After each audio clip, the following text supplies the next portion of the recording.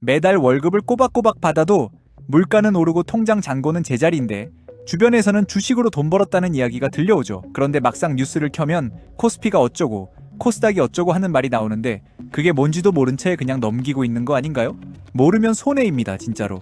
코스피와 코스닥을 이해하지 못하면 주식시장의 흐름도 읽을 수 없고 내 돈을 어디에 넣어야 할지도 판단이 안 되거든요.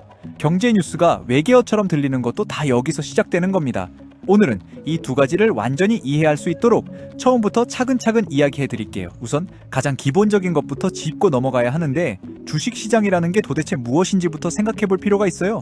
우리가 물건을 사고 파는 시장이 있듯이 회사의 주식을 사고 파는 공간이 있는 거거든요. 그 공간을 증권거래소라고 부르는데 한국에는 딱 하나의 증권거래소가 있고 그게 바로 한국거래소, 영어로는 KRX라고 불리는 곳이에요. 이 한국거래소 안에서 주식이 거래되는데 거래되는 주식을 두 개의 큰 카테고리로 나누어 놓은 게 바로 코스피와 코스닥이에요. 마치 하나의 쇼핑몰 안에 백화점 구역과 전문 상점 구역이 나뉘어 있는 것처럼요. 같은 건물 안에 있지만 들어갈 수 있는 조건도 다르고 파는 물건의 성격도 달라요. 코스피부터 먼저 얘기해 볼게요. 코스피는 코리아 컴포짓 스톡 프라이스 인덱스의 줄임말인데 쉽게 말하면 한국 주식시장의 대표 지수입니다. 삼성전자, 현대차, SK하이닉스, LG에너지 솔루션처럼 우리가 이름만 들어도 다 아는 대기업들이 코스피에 상장되어 있거든요. 이런 회사들은 규모가 크고 사업 역사도 길고 안정성이 높다는 특징이 있어요. 코스피에 상장하려면 조건이 상당히 까다로워요. 자기 자본이 최소 300억 원 이상이어야 하고 상장 전 3년 동안의 매출 실적도 기준을 넘어야 하며 소액 주주수도 일정 수 이상이어야 합니다. 쉽게 생각하면 검증된 대형 기업들만 들어올 수 있는 무대라고 보면 되는 거죠. 그래서 코스피에 상장된 기업들은 상대적으로 안정적이고 변동성이 낮다는 평가를 많이 받아요. 그리고 우리가 뉴스에서 자주 듣는 코스피 지수라는 건 이 코스피에 상장된 모든 기업들의 주가를 종합해서 하나의 숫자로 나타낸 거예요. 1980년 1월 4일을 기준점인 100으로 정해두고 그때 대비 지금 전체 주식의 가치가 얼마나 달라졌는지를 보여주는 숫자거든요. 코스피가 2500이라는 말은 1980년 그 시점보다 전체 주식시장의 가치가 25배 커졌다는 뜻이에요. 그렇다면 코스닥은 뭐냐? 코스닥은 코리아 세이커리티스 딜러스 오토메이티드 쿼테이션스의 줄임말인데 이름이 좀 어렵죠? 간단하게 말하면 성장 가능성은 높지만 아직 규모가 작은 기업들이 모여있는 시장이에요.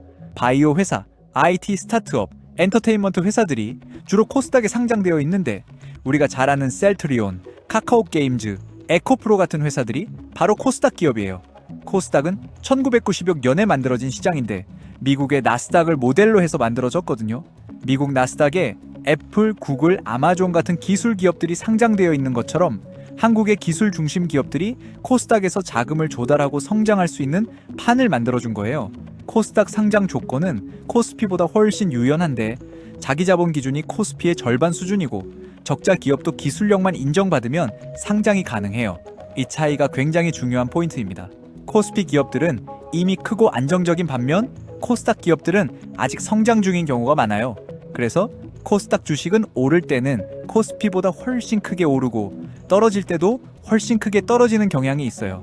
실제로 수치를 보면 이 차이가 더 선명하게 보이는데 이 코스피에는 현재 약 800개에서 900개 정도의 기업이 상장되어 있고 코스닥에는 약 1700개 이상의 기업이 상장되어 있어요. 숫자만 놓고 보면 코스닥이 훨씬 많은 기업을 품고 있는 거죠. 그런데 시가총액을 보면 이야기가 달라지는데 코스피의 시가총액이 코스닥의 4배에서 5배 정도 되거든요. 기업 수는 적지만 한 기업 한 기업의 덩치가 비교할 수 없을 만큼 크다는 거예요. 이제 실제로 주식 투자를 고려하는 분들이 가장 많이 하는 질문이 나오는데 코스피가 좋냐, 코스닥이 좋냐 하는 거예요.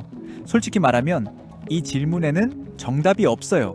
코스피 기업들은 배당 수익이 상대적으로 안정적이고 경기 침체에도 버티는 힘이 강한 편이에요. 반면 코스닥 기업들은 신기술이나 바이오 같은 새로운 산업에 투자하는 효과가 있어서 잘 고르면 몇 배의 수익도 가능하지만 잘못 고르면 원금의 절반 이상을 잃는 경우도 생기거든요.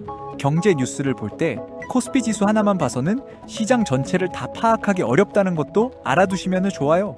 코스피가 오르고 있어도 코스닥은 하락하는 경우가 있고 그 반대도 자주 생기거든요.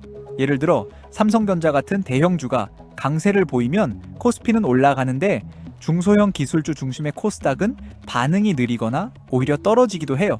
두 지수를 함께 보는 습관이 필요한 이유가 바로 여기에 있어요. 한 가지 더 알아두면 좋은 게 있는데 코스피 200이라는 말도 뉴스에 자주 등장하거든요. 이건 코스피에 상장된 기업 중에서 시가총액 상위 200개를 뽑아서 만든 지수예요. 코스피를 대표하는 우량 기업들만 모아놓은 거라 펀드나 ETF를 고를 때 이 코스피 200 지수를 기준으로 삼는 경우가 많아요. 마찬가지로 코스닥 150이라는 것도 있는데 코스닥 상위 150개 기업을 모은 지수예요. 그리고 요즘 많이 들리는 ETF라는 게 바로 이 지수들을 통째로 사는 개념이에요. 개별 주식 하나를 고르는 게 아니라 코스피 200에 속한 200개 기업을 한 번에 조금씩 담는 상품인 거거든요. 개별 기업이 망해도 다른 기업들이 버텨주기 때문에 처음 투자를 시작하는 분들한테 이 ETF가 많이 권장되는 이유가 여기에 있어요. 결국 코스피와 코스닥을 이해한다는 건 단순히 용어 하나를 아는 게 아니에요. 한국 경제 전체의 흐름을 읽는 창문을 하나 가지게 되는 거예요. 코스피가 크게 오른다는 건 대기업들이 잘 나가고 있다는 신호이고 코스닥이 들썩인다는 건 바이오나 기술 분야에 돈이 몰리고 있다는 신호거든요. 이 두 신호를 합쳐서 보면 지금 한국 경제 어디에 에너지가 쏠리고 있는지를 대략 파악할 수 있어요. 지금 당장 주식을 살 생각이 없어도 괜찮아요. 하지만 이 두 단어의 뜻을 모른다면 앞으로 수십 년 동안 경제 뉴스를 봐도 절반은 그냥 흘려듣게 되는 겁니다. 오늘 이 영상 하나로 그 절반의 문이 열렸으면 좋겠어요.